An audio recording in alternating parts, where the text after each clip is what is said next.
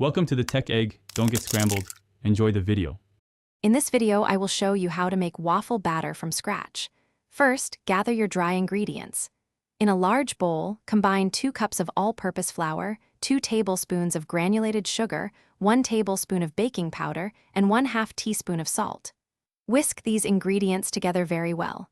This ensures even distribution, which is key for light and fluffy waffles.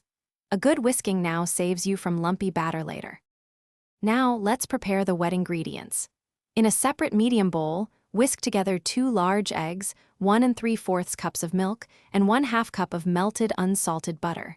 Make sure the butter isn't too hot, or it might cook the eggs. Stir in 1 teaspoon of vanilla extract for that classic flavor. Gently pour this wet mixture into your dry ingredients. Gently fold the wet and dry ingredients together until they are just combined.